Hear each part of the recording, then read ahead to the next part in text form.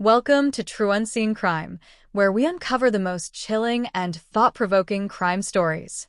If you love gripping, real-life mysteries, make sure to hit that subscribe button and turn on notifications so you never miss an episode. Not all wolves hide in the shadows. Some wear robes, stand behind pulpits, and preach about salvation. But what happens when the very person meant to guide and protect becomes the monster in disguise? Tonight, we unravel the chilling case of a respected pastor, a man trusted by his congregation, his community, and his family. But behind closed doors, a horrifying truth was waiting to be exposed. Pastor Elijah Thompson was the kind of man people looked up to. A pillar of faith, a spiritual father to many, and a grandfather to a little girl who trusted him completely. He was well-respected, often invited to speak at conferences, and had thousands hanging onto his every word. But no one knew the darkness lurking beneath his holy image. 7-year-old Lily adored her grandfather. To her, he was not just a pastor, but a loving guardian, someone who told her bedtime stories, prayed with her every night, and reminded her to always trust in God. But what happens when trust is shattered in the most horrifying way? That night, when everyone was asleep, Pastor Elijah entered Lily's room. The house was silent, except for the distant sound of crickets. The little girl, wrapped in her pink blanket, was too tired to notice the looming shadow by her bedside. But what happened next was something no child should ever endure. The crime was unspeakable, a moment that stole Lily's innocence forever. And the most chilling part? This wasn't the first time. Lily's mother began noticing changes. Her once bubbly daughter had become distant, her eyes void of the childhood joy she once had. She avoided hugs, flinched at sudden movements, and refused to be left alone with her grandfather. Then one night, with tears streaming down her small face, she finally revealed the horrifying truth. The investigation revealed chilling details. Hidden journal entries with drawings that depicted her trauma. Medical examinations confirming the unimaginable. Evidence so strong that no amount of prayer or manipulation could bury the truth. News of the pastor's arrest spread like wildfire. The congregation was divided. Some refused to believe it.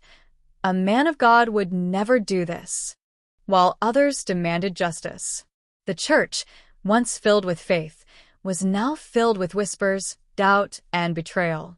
Congregants debated online. Some defended him, claiming it was a demonic attack on his ministry, while others vowed never to step into a church again. The trial was intense. Prosecutors presented overwhelming evidence, while defense attorneys scrambled to protect the pastor's reputation. Lily's testimony was heartbreaking. In her small, trembling voice, she described the nights of terror.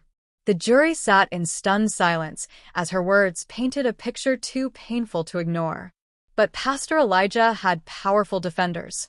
His lawyers argued that he was being framed, that the devil was attacking his ministry. The case wasn't just a legal battle. It was a war between truth and deception, faith and justice. After weeks of testimony, after days of waiting, the jury reached a decision. Guilty. The room erupted, some in relief, others in disbelief. The man who once preached about righteousness would now face a lifetime behind bars. But for Lily and her family, the scars would remain forever. But what happens after justice is served? Lily's family began the long road to healing. The church tried to move forward, but trust, once broken, is never easily restored. Former church members questioned their faith. Some left organized religion altogether. Others wondered how many more victims were still in hiding. This is not an isolated case. Studies show that abuse within religious institutions is more common than we think. Many victims never speak out, silenced by fear, shame, or the belief that they won't be believed. How many more children are suffering in silence?